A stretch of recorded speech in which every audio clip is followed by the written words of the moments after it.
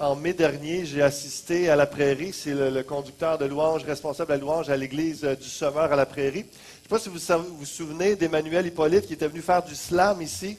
Donc, il est le responsable passage jeunesse à cette église-là. Et là, on a le responsable de la louange avec nous ce matin de cette église. C'est une pépine d'artistes et de gens bénis. Mais c'est des gens que j'ai eu contact. Et puis, Julien a tellement laissé une belle impression sur moi, sur ma vie, non seulement au lancement de son album, comme j'ai dit au printemps dernier, mais cet automne, au mois d'octobre, je l'ai invité. J'étais mal pris à la dernière minute. J'avais besoin d'un conducteur de chant pendant la nuit de prière. Puis vous comprenez que c'est difficile à trouver des musiciens et des conducteurs de chant qui veulent dire « Oui, c'est correct, je vais pas dormir cette nuit et puis je vais investir ma nuit avec quelques personnes à Montréal pour prier. » Et puis, finalement, lui, il l'a fait avec tout son cœur et avec sa guitare. Et puis, c'est une des plus belles nuits de prière que j'ai passées, sincèrement. Puis, je ne dis pas ça parce qu'il est là, parce que je vous l'ai déjà dit avant qu'il vienne. Et ça a été réellement, je lui ai dit, il faut vraiment que tu viennes à l'église nous parler un petit peu de ce que Dieu a fait dans ta vie, mais aussi de nous présenter tes chants. Donc, ce que je vais faire avec lui, je vais l'inviter dans quelques instants. On va avoir une petite entrevue, quelques minutes ensemble. On va parler de sa vie, de ce que Dieu a fait, de ses chants, de son album. Et puis ensuite de ça, on va avoir deux chants qu'il va nous interpréter. Donc, sans plus tarder, si on peut accueillir Julien Adam parmi nous. Merci, Julien, d'être là. Ça fait plaisir. Vraiment, encore une fois, bienvenue à l'Église Fusion. Puis, justement, donc, tu es un musicien, tu es un excellent chanteur. Vous allez entendre par l'accent, là, j'ai oublié de mentionner, mais en 2007, il est parti de la France là, pour venir ici au Québec. Et puis, il a fait des études théologiques ici à l'ITF. Il a rencontré sa femme ici. Fait que là, il n'avait pas le choix, il est resté au Québec. On est bénis. Hein? Donc, on est très content que le Seigneur ait choisi ta femme ici, que tu sois resté. Donc, depuis quel âge là, tu joues de la musique, tu chantes? Moi, j'ai commencé à l'âge de ma conversion, en fait, à jouer de la musique. J'ai commencé à 17 ans. Mon instrument, à l'origine, c'est la basse. Okay. Et mon père était prof de musique, mais futé comme je suis, j'en ai pas profité. J'ai pris quelques cours quand j'étais jeune, mais j'ai commencé vraiment à pratiquer. C'est jamais pareil avec nos parents. Hein? Non, c'est ça. Donc, tu as commencé à pratiquer, puis tu avais 17 ans à peu près? Ouais, ça, 17 ans. Je dirais que j'ai commencé en avril, puis tout l'été, là, je l'ai passé enfermé dans ma chambre à jouer de la musique. Là. Puis tu lis ça avec le moment de ta conversion. Tu as grandi dans une famille chrétienne, mais il y a 10 ans, là, je pense que c'était en 2005. Raconte-nous ça. Comment tu as connu le Seigneur? Ça, effectivement, j'ai eu la chance de grandir dans une famille chrétienne. Mes parents aimaient Dieu. Ils aiment toujours Dieu. Et, donc, j'ai grandi là-dedans. Mes parents me racontaient des histoires de la Bible quand j'étais petit. Mais le choix personnel est venu effectivement vers l'âge de 17 ans. Je me souviens du moment, à l'âge de 14-15 ans, okay. Je me souviens du moment précis où j'ai dit « Ok, je vais laisser faire ça pour un bout. Là. Je vais profiter de la vie. » Parce que je pensais que c'était ça. Puis je dirais qu'après 2 ans à m'amuser, à me chercher vraiment, chercher l'approbation des gens, tout ça, puis à chercher à avoir ma gang. Au secondaire, là, tu as la gang des sportifs, la gang des intellectuels. Puis, en tout cas, à mon époque, c'était comme ça. Puis la gang qui fait plus la fête. Puis c'est ça. J'ai commencé un peu à m'éloigner de l'église, plus sur le fond, parce que j'allais toujours à l'église, parce que vu que j'ai grandi là-dedans, tous mes bons amis étaient là, fait que je vivais... tu y allais par habitude, par tradition? C'est ça. Je faisais la fête toute la semaine, puis le dimanche matin, j'étais à l'église. Okay. Un beau chrétien du dimanche. C'est ça. Et donc, comme je continuais à aller aux réunions de jeunesse, en fait, j'étais toujours interpellé par ce message-là. Même si je connaissais tout de la Bible, mais en allant à ces réunions de jeunesse, vous savez, la parole de Dieu est vivante là. Puis même si je connaissais ça par cœur, ça venait me parler quand même. Puis j'avais juste mon orgueil là de petit gars là, que je voulais pas fléchir. Là. Puis ça m'a pris un petit bout de temps. Puis finalement, à l'âge de 17 ans, là, j'ai donné ma vie à Jésus. Puis, Amen. Amen. Puis, on peut célébrer le Seigneur pour ce moment-là. C'est important dans la vie qu'on soit né dans une famille chrétienne. Hein, comme on dit, ça ne fait pas de nous un chrétien et quelqu'un qui disait c'est pas parce que tu vas dans un McDo que nécessairement tu es un Big Mac. Donc, c'est pas parce qu'on va dans une église que nécessairement on est un chrétien. C'est le cas de Julien jusqu'à l'âge de 17 ans et moment déterminant. Et justement, peux-tu nous raconter un moment qui a marqué ta vie, tu as vu Dieu agir, là, peux-tu nous raconter ça, s'il vous plaît? Oui, oui, effectivement. Je peux raconter un événement tout récent en fait. Là, donc ça, je me suis converti vers l'âge de 17 ans. Donc ça fait 10-11 ans de ça. Puis, vous savez, quand on est chrétien depuis un certain temps, on sait et puis on dit que Dieu agit, que Dieu est vivant. Mais des fois, dans la routine, puis quand la vie suit son cours, c'est pas toujours évident de le vivre. Là. J'espère que je suis pas tout seul. Mais si je suis tout seul, tant mieux. Là. Mais j'ai un frère qui est plus âgé que moi, qui vient d'avoir 30 ans. Et en fait, c'est ça. Depuis que moi je suis chrétien, je priais pour lui. Puis récemment, à mon église, on a formé un groupe de prière. Mon frère vit encore en France. Et à mon église, on a formé un groupe de prière avec quelques gars.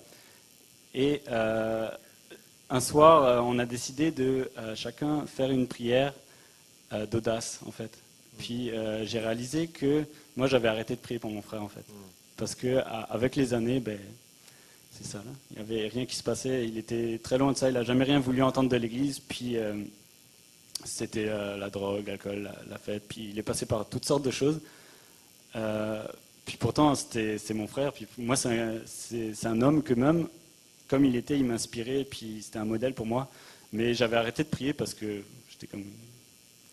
C'est ça, là. On se décourage, il ne se passe rien. Puis là, je vous parle de ça, il y a 1 ou 2 mois, j'ai pris cette résolution de recommencer à prier.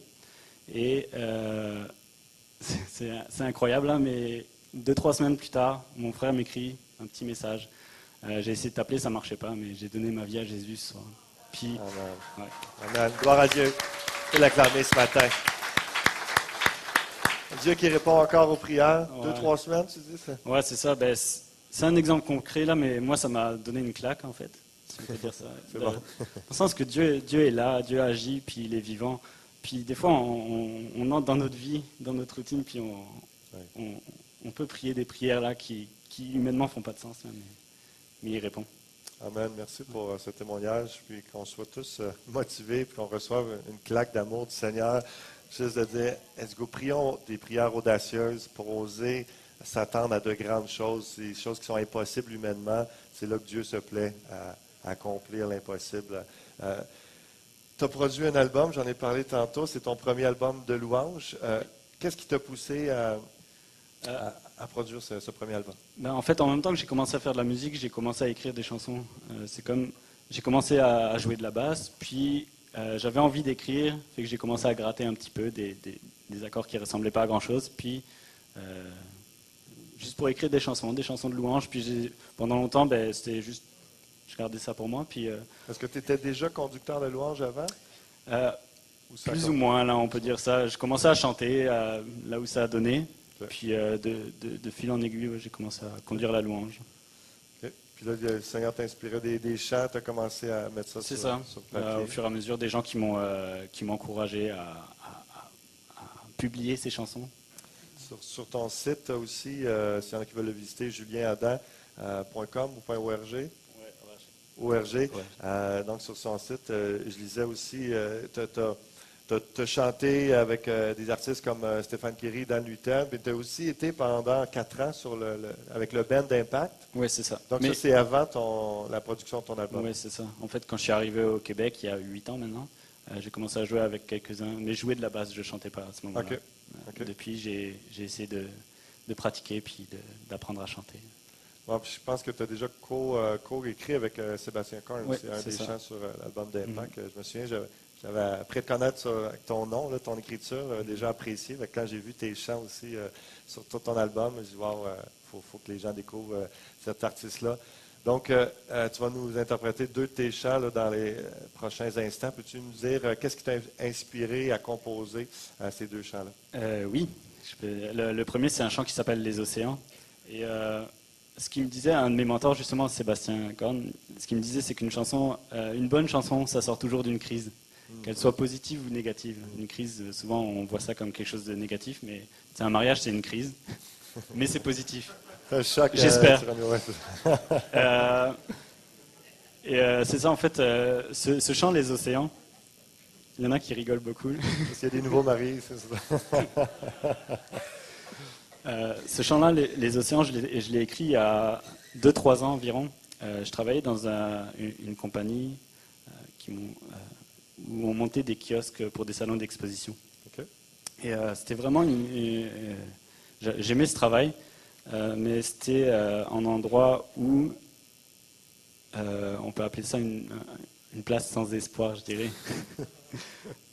D'un regard comme ça, puis tous mes collègues, c'était beaucoup de monde que le soir, quand on était en déplacement, tout le monde allait au bar de danseuse. C'était les drogues, la drogue y allait, okay. Ça allait bon train. Puis moi, à un moment donné, j'étais sur un salon en train de travailler, puis je trouvais ça difficile. J'étais comme, il se passe rien, je sais pas quoi faire. Puis je me souviens, c'était à la place Bonaventure. Puis j'ai pris un moment sur ma pause de lunch pour juste remettre ça à Dieu. Puis c'est ce chant-là qui m'est venu, le Dieu de victoire habite en moi. Fait que même si je vois rien là, présentement, puis je sais pas comment agir avec ces gens-là, je dis c'était quelque chose là, le gars qui travaille en moi complètement en sueur parce qu'il est sur la poudre. Puis j'ai eu l'occasion d'inviter quelques-uns de ces gens-là à l'église par la suite, mais ce chant-là est né à un moment comme ça. Là, juste sur il y a comme une petite terrasse à la place Bonaventure qui donne sur la ville. C'est pas spécialement beau, mais j'ai eu un bon moment. Puis, Fait que ça, c'est le chant Les Océans. Oui. Ensuite de ça, je crois que c'est Nul autre nom. Nul autre nom, oui. Nul autre nom, je l'ai écrit à la suite d'un message où c'était un message de début d'année en janvier où le pasteur il nous invitait à prendre, dans nos temps de prière de tous les jours, à prendre un temps juste de silence. Souvent, on parle beaucoup, on demande beaucoup qu'est-ce que nous on veut, et on prend peu de temps pour écouter ce que Dieu veut de nous. Amen. Et donc c'est ça, il nous lançait ce défi, c'était juste pour 30 jours de faire ça, prendre 5 minutes, juste rien dire, puis dire Seigneur, c'est ton moment, je t'écoute. Puis j'ai commencé à appliquer ça dans ma vie, puis il y a ce verset qui dit arrêtez et sachez que je suis Dieu. Puis c'est vraiment avec mes mots, ce que je voulais écrire dans cette chanson-là, juste qu'on puisse prendre ce moment, juste s'arrêter, puis juste réaliser, on a nos soucis, on a nos demandes à faire à Dieu, mais si tu t'arrêtes un moment, tu sauras que Dieu nous dit, tu sauras que je suis Dieu, tu sauras qu'il y a juste moi qui peux te sortir de n'importe quelle situation. Amen. Amen. Je vais inviter les musiciens accompagnés à Julien. Merci beaucoup, Julien, d'être là. Est-ce qu'on peut le remercier pour sa présence? Je vous laisse vous installer. Donc, il va nous interpréter 2 chants. Ensuite de ça, je vais revenir pour un court message.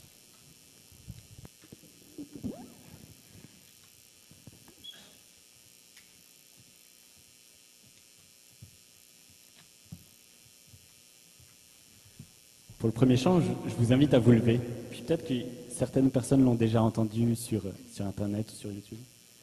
Donc si vous vous sentez bien à l'aise, vous pouvez chanter de tout votre cœur avec nous.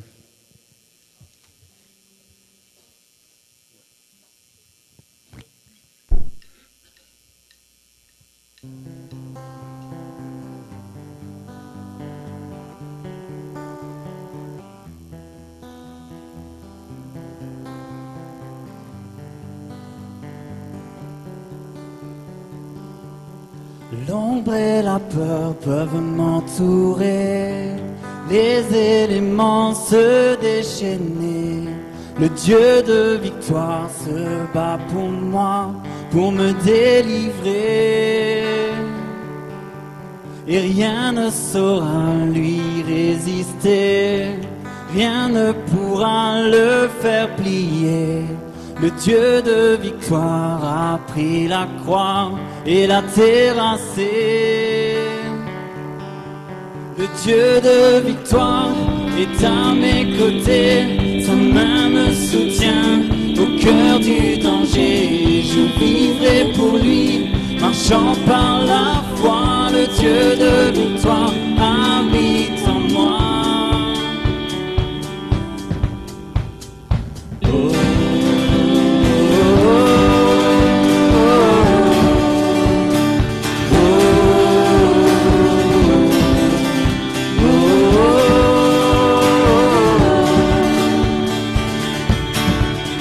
océans peuvent s'agiter, leurs vagues sur ma vie se briser. Le Dieu de victoire élève sa voix pour tout apaiser. Et le Dieu de victoire ensemble, le Dieu de victoire est à mes côtés. Sa main me soutient au cœur du danger. Je vivrai pour lui, marchant par la foi. Le Dieu de victoire habite en moi. Le Dieu de victoire est à mes côtés. Sa main me soutient au cœur du danger. Je vivrai pour lui, marchant par la foi. Le Dieu de victoire habite en moi.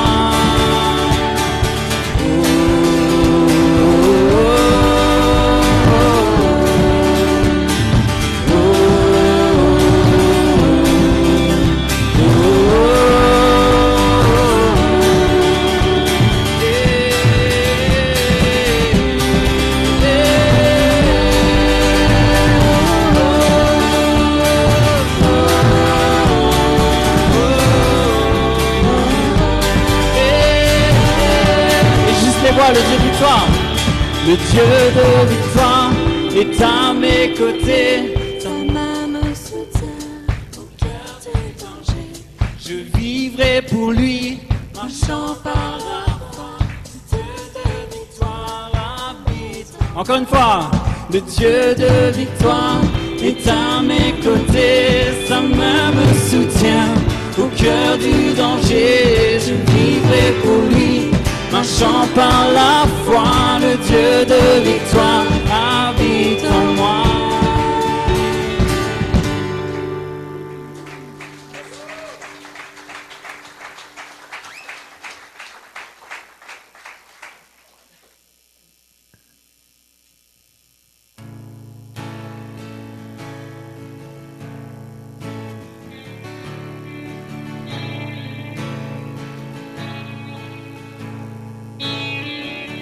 Dans le secret, dans le silence, je viens trouver cette assurance. Tu es Dieu, oui tu es Dieu, Jésus.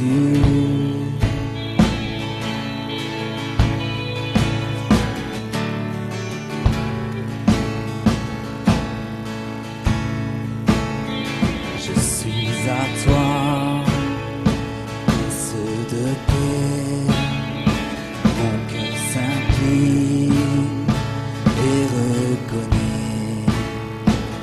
Tu es Dieu, tu es Dieu, Jésus.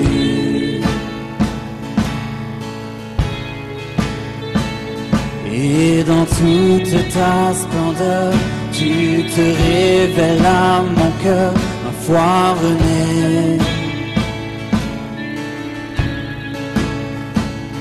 Tu me donnes l'espérance, me conduis en ta présence. Je veux chanter et proclamer nul autre nom, nul autre nom que le nom de Jésus pour me sauver. Nul autre nom, nul autre nom que le nom de Jésus pour tout changer.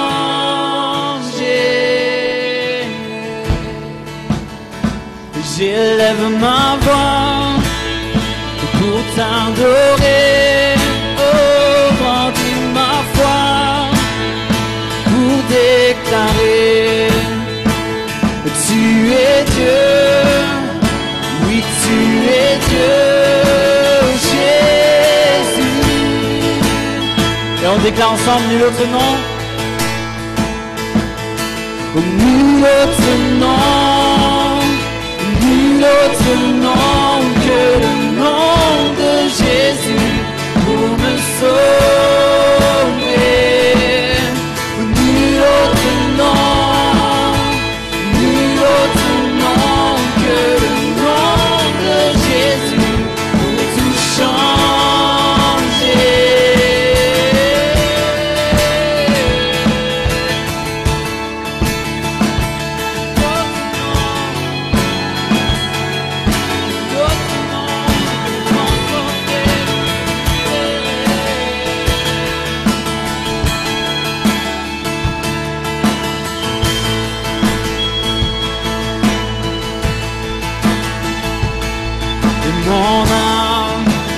enfin reconnais la gloire de ton nom, l'amour divin qui m'a aimé sans condition. Je veux chanter, nul autre nom ne peut sauver.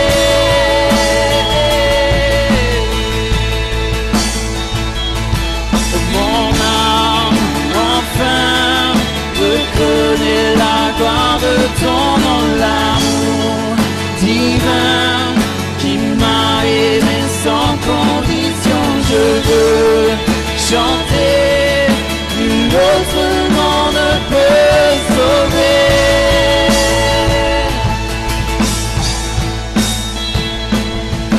Nul autre nom, nul autre nom que le nom de Jésus pour me sauver.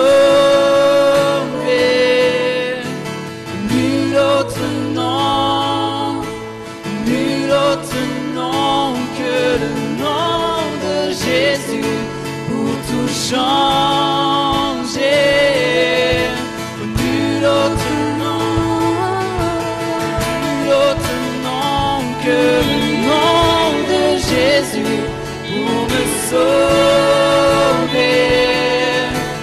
Nul autre nom, nul autre nom que le nom de Jésus pour tout changer.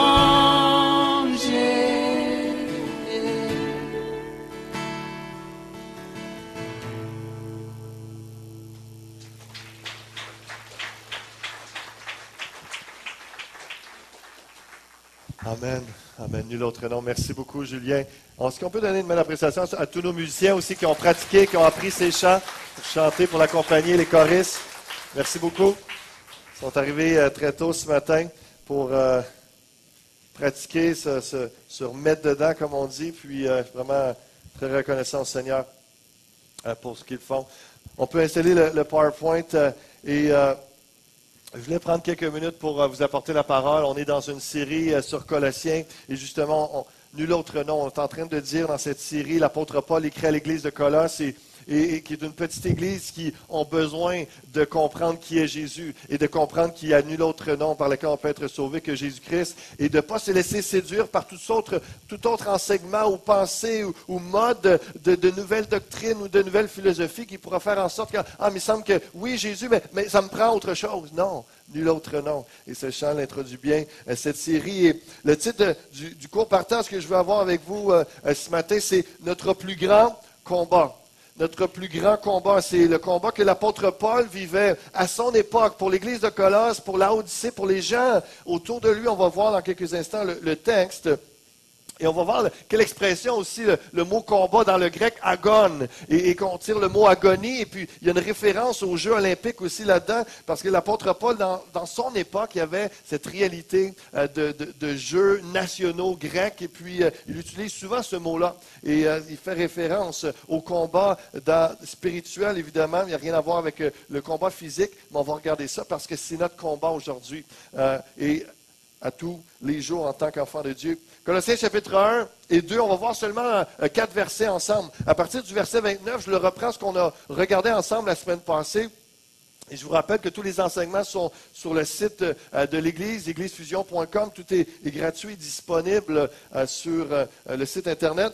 Au verset 29, c'est à quoi je travaille. En parlant il annonce Jésus-Christ et le but de son annonce, de ses messages, comme c'est le cas, c'est mon but, le but à chaque pasteur qui apporte la parole ici, c'est de présenter Jésus-Christ et que tous ceux qui reçoivent le Seigneur dans leur vie, qui placent leur foi en Dieu, deviennent matures en Christ, c'est-à-dire ressemblants à lui dans ses pensées, dans ses paroles, dans son agir. C'est l'expression qu'il utilise en disant qu'il soit parfait en lui. C'est l'expression de lui ressembler totalement et il y a cette transformation qui commence lorsqu'on fait un pas de foi envers le Seigneur. Et donc, il dit, le but d'emmener des gens qui sont croyants à devenir des chrétiens adultes, matures spirituellement, c'est à quoi je travaille en combattant avec sa force qui agit puissamment en moi.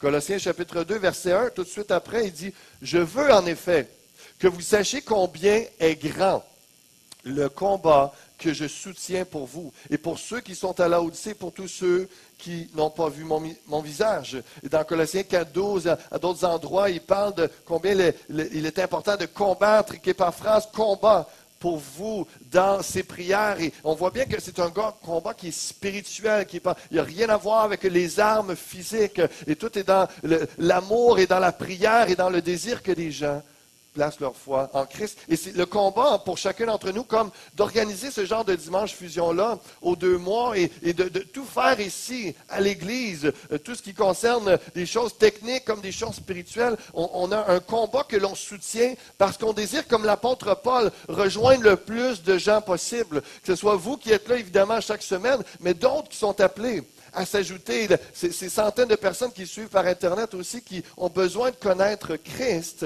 Et c'est notre combat qu'on soutient jour après jour, qu'on s'efforce afin qu'on désire que le plus de monde puisse voir notre visage. Ça veut dire que s'ils voient notre visage, c'est parce qu'on leur a parlé du Seigneur et qu'ils puissent cheminer et qu'ils ont trouvé la face de Dieu. C'est ça notre but, c'est ça notre cœur et le cœur de l'apôtre Paul. Et je voulais vous dire que sachez combien est grand le combat que nous soutenons pour vous. Pour vous, comme les gens de cette ville et cette région. Et c'est pour cela qu'on fait tout effort et qu'on a invité Julien et qu'on organise et qu'on travaille fort pour que les gens connaissent Christ. Comme j'ai dit, l'expression combat, référence aux Jeux olympiques grecs, il y avait à l'époque de l'apôtre Paul, les Jeux olympiques, et ça vient de la ville d'Olympe où ça se passait. Il y avait des courses à pied, la course en char à 4 chevaux, de lancer du javelot, le lancer du poids. Il y avait du saut en longueur, des sports de combat, un pugilat, une forme de boxe. Il y avait un pentathlon qui était 5 disciplines, dans un jeu qui était là. Et puis, c'était tous des athlètes qui se préparaient vraiment pour ça. Et l'apôtre Paul dit, il y a un combat qui est là, il y a un jeu où il y a une préparation, où c'est ardu, où on est là. Eux autres, c'était la vie et la mort, c'était leur vie. Et l'apôtre Paul dit, c'est ma vie de prêcher Christ et que les gens connaissent le Seigneur. Et c'est notre cas également. C'est pour ça que Jésus, c'est notre passion. C'est notre passion, on est passionné de lui. On veut communiquer aux gens cette passion.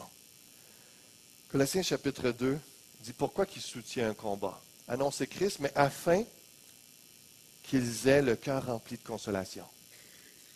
Qu'ils soient unis dans l'amour et enrichis d'une pleine intelligence pour connaître le mystère de Dieu, savoir Christ. Mystère dans lequel sont cachés tous les trésors de la sagesse et de la connaissance. Avant de vous raconter un témoignage, juste vous lire ceci. Ce passage réfute du reste abondamment tous les genres de fanatisme qui s'imaginent pouvoir attendre une révélation de Dieu plus haute, plus vaste que celle qui a eu lieu en Christ, c'est-à-dire au siècle du Saint-Esprit. Tout ce que le Saint-Esprit révèle, il le prend de ce qui est à Christ, car en lui sont cachés tous les trésors de la sagesse et de la science. Le Saint-Esprit, aujourd'hui, n'est pas là pour prendre toute la place, il est là pour pointer à Christ. Et lorsque Christ était là, il était là pour pointer au Père. Il y a cette unité, cette communion entre, on a besoin du Saint-Esprit qui nous anime, qui nous éclaire, et comme on va le voir tantôt, qui nous ouvre les yeux, qui nous ouvre l'intelligence pour comprendre que Dieu nous aime, au fond, c'est tout simple. Mais combien que c'est dur à saisir et à comprendre combien le mystère de Dieu qui est caché en Jésus-Christ. Le désir que le cœur soit rempli de consolation. Notre combat est pour consoler les affligés. On combat pour que des gens entendent parler du Seigneur et qu'ils puissent trouver un apaisement. Parce que dans le mot consolation, il y a l'idée de réconfort, apaisement, de trouver du courage dans le Seigneur. Donc, que vous soyez nouveau ou pas ce matin, la parole vous parle. Il vous rappelle que Jésus, c'est le Prince de paix. Que Jésus est celui qui est là pour vous consoler. Et le message de ce matin, comme à chaque semaine par différents textes de la Bible, c'est pour vous apporter une consolation, pour vous apporter du courage à continuer à vivre pour le Seigneur, à affronter les obstacles de tous les jours. Il y a différentes tempêtes dans nos vies et Jésus est là pour calmer la tempête. Il y a toutes sortes d'angoisses. Il y a des gens qui sont de plus en plus sur différentes médications parce qu'ils sont angoissés, stressés, ont de la difficulté à travailler, de la difficulté à réfléchir, à prendre leurs responsabilités. Il y a une angoisse qui est là. Ça peut être parce que, à cause de tout ce qui se passe dans ce monde, un peu le terrorisme, les guerres et les craintes et ce qui s'en vient, les gens sont angoissés, mais aussi très proches d'eux à cause de ce qui se passe dans leur couple, avec leurs enfants, ces difficultés à l'école, difficultés d'apprentissage, eux autres aussi sont sous médication. Il y a toutes sortes de réalités, il y a une angoisse qui est là. Ils ont besoin d'un message de consolation. Et ce message, c'est Jésus-Christ qui apporte la paix, le prince de paix, qui est capable d'apporter une consolation, un réconfort, un courage, de calmer la tempête, quelle que soit la tempête. Il y a des tempêtes aussi avec les finances, avec le travail, les pertes d'emploi, des maladies qui arrivent. Le Seigneur apporte consolation. Il y a un homme la semaine passée qui est venu me voir, ça fait quelques semaines à peine, qui a donné sa vie ici au Seigneur avec sa conjointe. Puis il est venu me dire, il dit, David, je suis tellement béni. Moi, il y a quelques semaines, j'allais me pendre. Il y a quelques semaines, avant que notre cher Raymond lui parle du Seigneur et commence vraiment à parler plus de sa foi, ce frère-là, lui, il pensait réellement s'enlever la vie. Il était découragé, il était désespéré. Il avait besoin de la consolation du Seigneur. Il avait besoin du courage, de l'apaisement de Dieu. Et ça l'a pris place. Ça fait à peine quelques semaines. On va vous le présenter éventuellement. Puis, en train de suivre le processus. Il regarde il veut se marier, il veut passer par les eaux du baptême. Il dit même ma santé parce qu'il est passé par un cancer. Et là, le Seigneur est en train de le relever. Les traces du cancer sont en train de disparaître. La santé a repris. Il me disait ça la semaine passée. David, le prince de paix est rentré dans sa vie. Il y a une consolation qui a pris place. Et je veux juste vous dire combien le Seigneur, il est vivant, il est réel. Et même si ça fait 30 ans que vous le connaissez, je veux juste vous rappeler qu'il est là pour vous aussi. Hein? Le prince de paix, il est en vous. Cette paix peut jaillir. C'est comme si des fois, il y a quelque chose qui bloque ou il y a cette foi qui a besoin d'être ravivée de « Hey, c'est déjà là. C'est déjà là. La médication est déjà en moi. La paix est déjà en moi. C'est en Jésus. » Mais il y a quelque chose, des fois, l'incrédulité ou juste la folie de toujours travailler, de ne pas s'arrêter et de savoir que Dieu est Dieu, comme notre frère Julien l'a parlé tantôt. Si c'est votre cas, de dire, il me semble que je n'ai pas ma paix, je l'ai perdue, puis pourtant, je suis un enfant de Dieu. Arrêtez-vous. Sachez que Dieu est Dieu. Revenez dans la prière. Prenez un temps de communion dans la Bible avec Dieu. Simplement, demandez-lui sa paix et recevez-la, acceptez-la. Acceptez qu'il veut vous donner sa paix, enlever vos angoisses et vous rassurer. Quelqu'un disait parfois, Jésus arrête la tempête. Parfois, dans la tempête, Jésus arrête l'angoisse des gens, les inquiétudes. Il calme dans la tempête parce qu'il veut qu'on apprenne quelque chose à travers de ça. D'une façon ou d'une autre, le prince de paix règne et demandez-lui sa consolation, son réconfort, son courage. Il va le faire ce matin. Il y a Psaume 4.8, « Je me couche et je m'endors en paix, car toi seul, ô Éternel, tu me donnes la sécurité dans ma demeure. » J'ai déjà élevé des prières de dire, si vous avez besoin de ça, Seigneur, donne-moi ta paix. Je me confie en toi. Celui qui a écrit ça, là, il se faisait poursuivre. Il y avait des armées qui voulaient sa mort. C'était pas juste un poète là, qui vivait tout seul dans son asile et puis il n'y a pas une vie réelle comme nous, etc. Non. Il craignait pour sa vie. Il dit, je dors en paix, en sécurité parce que c'est toi mon protecteur. Tu es ma demeure, tu es ma sécurité. Le texte continue aussi qu'il y a un combat pour la consolation, mais il y a un combat aussi pour emmener les gens à être unis dans l'amour. Et combien vous savez qu'à l'Église Fusion, il y a eu ce miracle, il y a 1 an et demi, un peu plus, de cette fusion de 3 églises ensemble?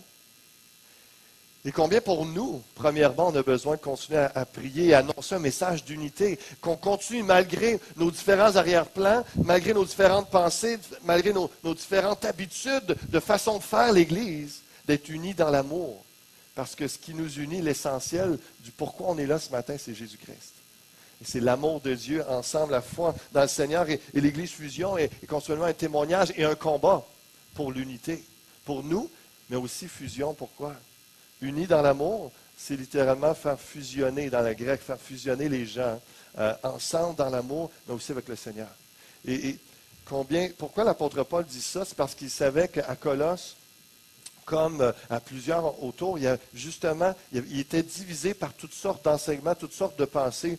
Il disait, j'espère que vous serez unis dans l'amour en Christ. Tout est en lui. Il revenait à cette simplicité-là. Et comprenez que si vous avez des pensées un peu divergentes ou disparates ou quoi que ce soit, vous commencez à être confus ou mêlés, revenez à Christ. revenez être unis dans l'amour, dans la foi en Jésus-Christ. C'est ça l'essentiel. Et qu'on puisse continuer à prier, à s'efforcer en ce sens de conserver, de développer cette unité dans cette Église, parce que des gens arrivent ici et peut-être auront eu un couple divisé, déchiré, auront connu la division dans leur famille, auront connu d'être rejetés, d'être séparés. Ils ont besoin que quelqu'un dans l'amour les accueille, dire viens, entre dans la famille, on va être unis ici ensemble dans la paix. Donc, qu'on puisse garder ce cœur. Et ce matin, c'est une invitation à vous dire que dans l'Église du Seigneur, les bras sont grands ouverts, à l'Église Fusion comme partout dans ce monde, pour être unis dans l'amour. Tout ça est possible seulement en Jésus-Christ. C'est son message. Et le combat est là pour ça également. Je me rappelle au cégep, mon prof d'histoire disait croyez comme un classique, hein, croyez en vous-même. Laissez faire là, les chums de Jésus qui ont écrit là, les évangiles sur lui. Là, ça, c'est de la foutaise. Là. Il y a quelques éléments historiques intéressants, mais écoutez pas ça. D'autres personnes m'arrivaient, puis avec une pensée divergente, encore divisée, et essayaient de me diviser à la simplicité de Christ en disant « Ah, il y a des énergies dans ce monde, il y a des énergies dans ton corps, il faut juste canaliser ça. Laisse-toi guider par la vie, laisse-toi guider par l'énergie dans ce monde. » Très ésotérique. Et une autre pensée qui était là. D'autres... le classique aussi des gars en chambre de hockey, quand j'étais plus jeune, tu sais, voyons, si l'enfer existe, en tout cas, si l'enfer existe, on va boire une caisse de bière en enfer ensemble. Et pour eux, c'est une autre pensée, l'enfer. Oublie ça, voyons le jugement. Voyons, ça existe. On est là pour le plaisir. Amuse-toi aujourd'hui, amuse-toi, profite-en. Ça, c'était une autre pensée divergente au lieu d'être unis dans l'amour en Jésus-Christ. C'est un choix qu'on a à faire d'accepter, de croire ou de ne pas croire à toutes ces choses. Et le problème, c'est pas juste que la bière va être chaude en enfer. C'est pas juste ça le problème, c'est qu'il n'y en aura pas de bière, il n'y en aura pas d'amis, il n'y aura pas de rire, il n'y aura pas de joie, il n'y aura pas de fraternité, d'amitié. Ça va être la tristesse, ça va être les pleurs, ça va être des cris d'angoisse. Et c'est pour ça que le combat est grand pour nous. Et ce matin, encore une fois, on prie, on cherche la face de Dieu, on fait des efforts pour être pertinent de vous atteindre et d'atteindre les gens de cette région, parce que Jésus a un message pertinent. Il veut arracher les gens de l'enfer et leur dire, c'est vrai que ça s'en vient un jugement. La colère de Dieu, elle va être sur toi si tu ne crois pas en l'enseignant, si tu ne places pas ta confiance, si ta sécurité et ta demande n'est pas en Jésus-Christ, si tu n'es pas uni dans l'amour et que tu te laisses diviser par toutes sortes d'enseignements ou de fausses croyances, par les plaisirs de la vie. Encore le grand combat aussi, et de prier comme Paul et de combattre comme Paul, que les gens soient enrichis d'une pleine intelligence. On peut mettre la photo de Dale Weiss qui est venu, un joueur premier trio du Canadien en soutien à Max Pacioretty, puis Thomas Plekanec, qui 15 points, un joueur qui une de ses meilleures saisons, qui est en train de connaître avec le Canadien de Montréal en ce moment même. Mercredi passé, il était au cégep de Granby, invité par l'Église de la Victoire du Québec pour parler sa foi. Et lui, c'est tout simple. Il y a un article qui a été écrit, mais juste pour vous emmener, faire le lien avec le fait qu'on combat aussi pour que les gens comprennent le message, comprennent que Dieu est réel, comprennent que Dieu les aime, qu'il existe et que tout se passe en Jésus-Christ. Et lui était venu simplement parler, c'est un message de base sur la foi, il croit en Dieu, Dieu fait partie de sa vie. Et donc, mercredi passé, et Dale Weiss, à sa façon, lui, il combat aussi pour que les gens comprennent Dieu, comprennent et aient l'intelligence du Seigneur. Et dans la Voix de l'Est, elle disait, Dale Weiss a tout ce dont il a rêvé. Une carrière dans la Ligue nationale, une femme merveilleuse et des enfants extraordinaires.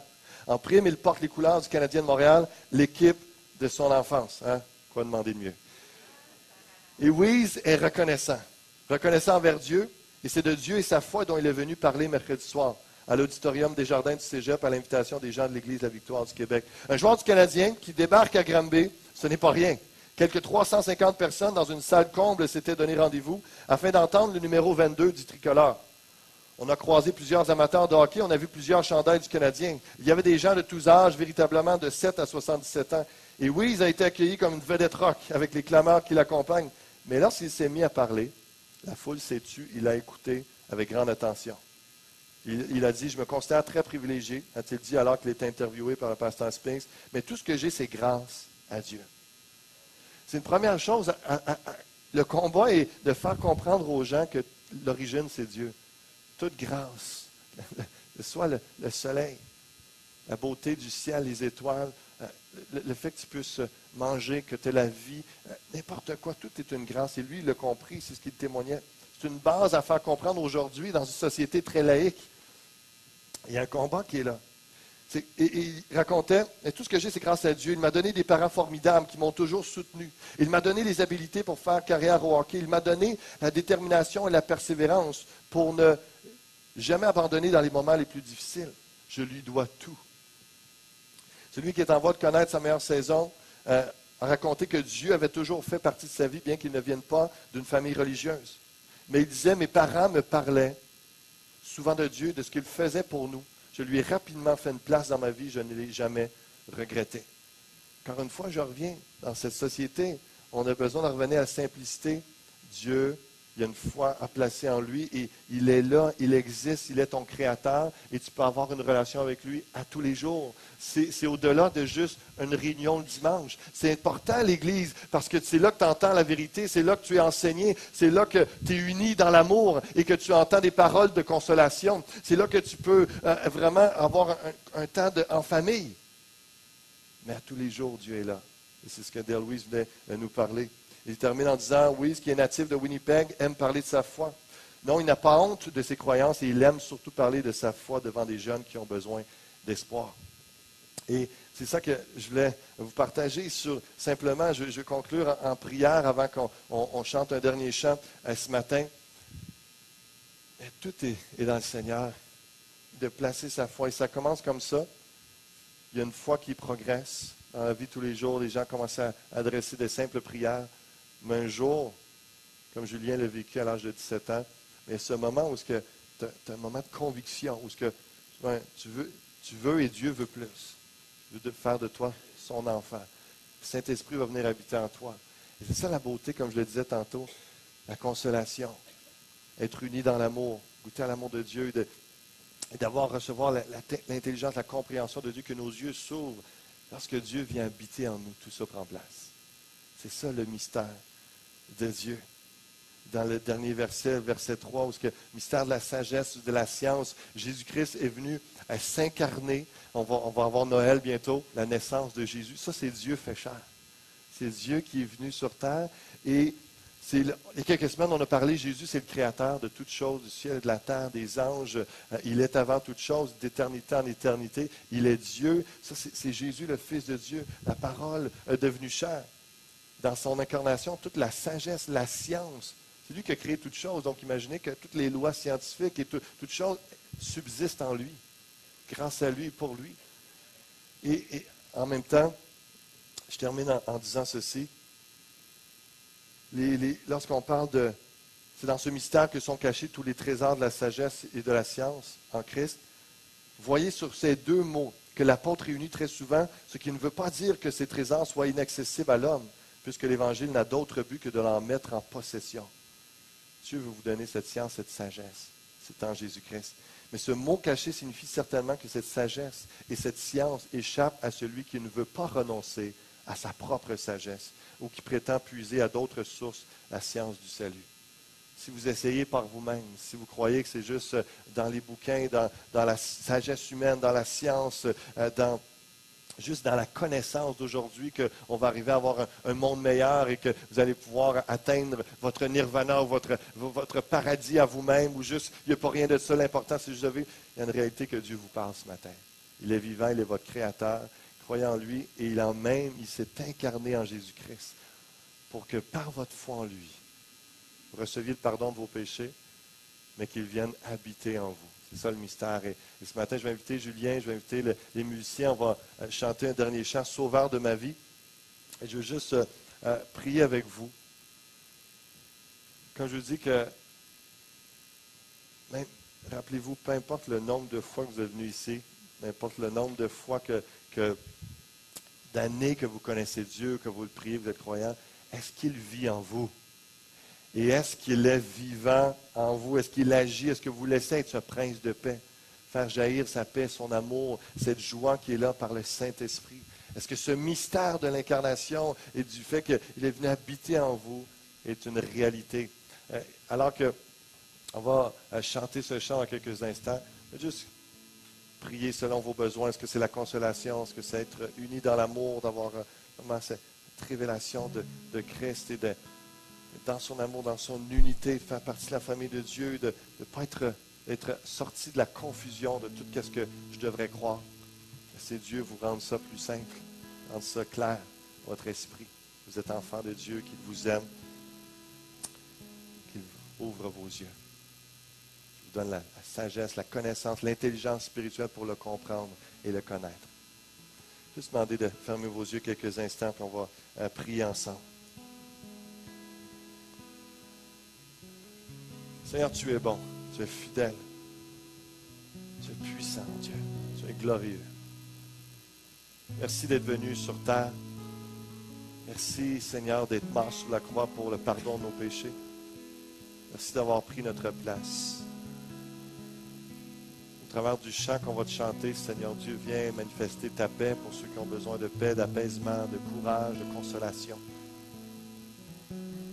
Viens emmener une unité de pensée, de cœur et dans l'amour, dans cette Église fusion. Qu'il y ait cette unité entre nous, qu'il y ait cette unité avec toi, cette communion avec le Père, le Fils et le Saint-Esprit. Alléluia. Ouvre les yeux de tes enfants, de ceux qui se disent croyants, mais peut-être ne sont pas encore tes enfants. Pas cette conviction, cette assurance. Je ne connais pas tout le monde ce matin, mais toi, tu les connais par leur nom. Et comme une sœur me disait tantôt d'un rêve qu'elle a eu, Seigneur Jésus, tu entres dans ce lieu et tu viens saluer, parler avec amour, avec tendresse à chaque personne. Dans ce lieu et tu veux qu'ils reçoivent ton amour. Qu'est-ce qui empêche que tu reçoives la paix de Dieu, que tu reçoives l'amour de Dieu? Il n'y a aucun empêchement qui vient de la part de Dieu. Place ta foi dans le Seigneur. Ses bras sont grands ouverts pour t'accueillir, te recevoir. Alléluia. Merci pour ta présence. Merci pour l'œuvre que tu fais dans les cœurs et dans les corps ce matin. Dans la puissance de ton nom, Jésus. Alléluia. Amen. Je vous invite à continuer comme une prière. Ce chant, Julien va nous entonner, Sauveur de ma vie. Que ce soit en le chantant avec lui ou simplement en le disant à haute voix, en le priant à Dieu. Placez votre foi en Dieu au travers de ces paroles-là. C'est comme une prière de repentance, une prière de foi, une prière où vous prenez possession de toute cette sagesse, cette richesse en Jésus-Christ qu'il vient habiter en vous. Que Dieu vous bénisse. Merci.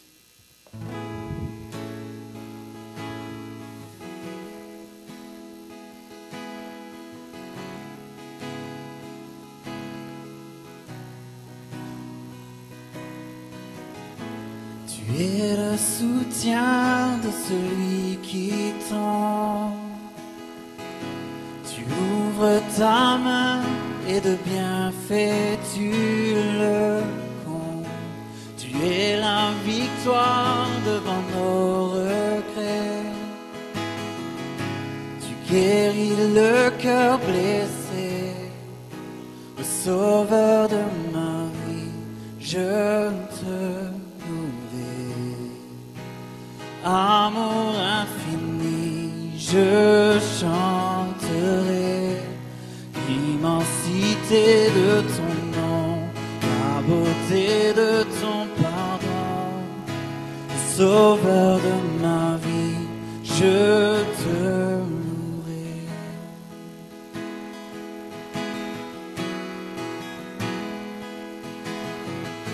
Tu ouvres les portes devant mes pas, ramenant mon cœur dans le plan tracé pour moi. Jésus, tu me donnes une vie nouvelle, car ton amour est éternel.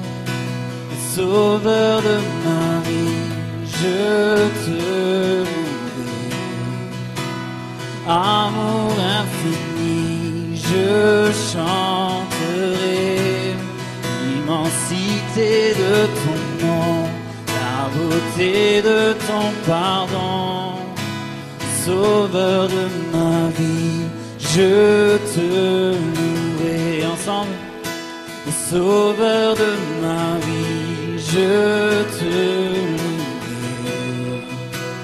Amour infini, je chanterai l'immensité de ton nom, la beauté de ton pardon. Sauveur de ma vie, je te louerai.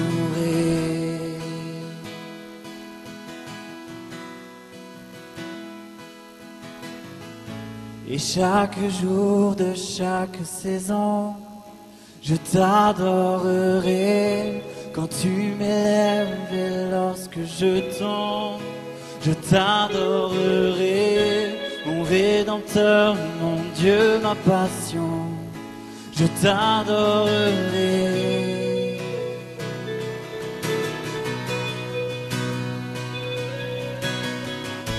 Et chaque jour de chaque saison, je t'adorerai quand tu m'élèves et lorsque je tombe. Je t'adorerai, mon Rédempteur, mon Dieu, ma passion. Je t'adorerai. Au Sauveur de ma vie, oh,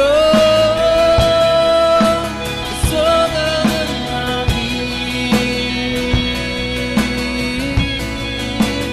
Sauveur de ma vie, oh, Sauveur de ma vie,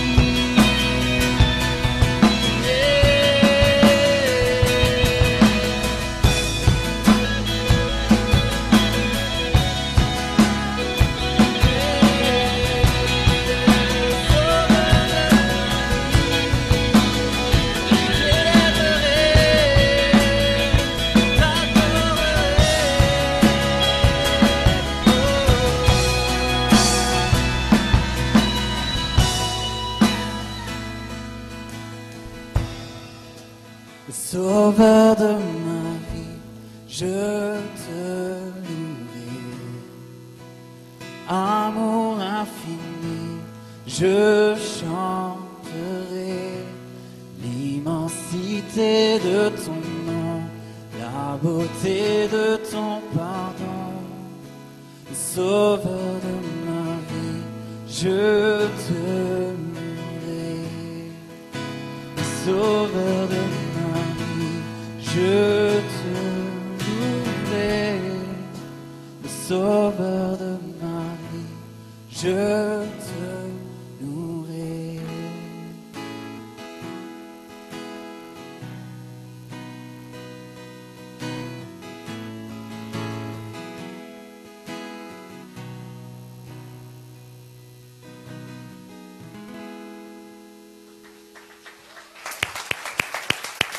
Amen. Merci beaucoup, Julien. Merci encore une fois à tous les musiciens pour ce merveilleux chant. Si vous voulez son album, vous pouvez vous le procurer à l'arrière, à l'espace Bienvenue. J'encourage aussi, s'il y en a, vous n'avez pas de Bible, vous voulez cheminer dans votre foi, vous voulez avancer, n'hésitez pas à aller à l'espace Bienvenue. Il y a des gens très sympathiques qui sont là, ils vont répondre à vos questions, puis ils vont vous aider à la prochaine étape dans votre vie. Il y a des Bibles, il y a toutes sortes de choses, matériel pour vous aider. Merci d'avoir été là. Que Dieu vous bénisse abondamment.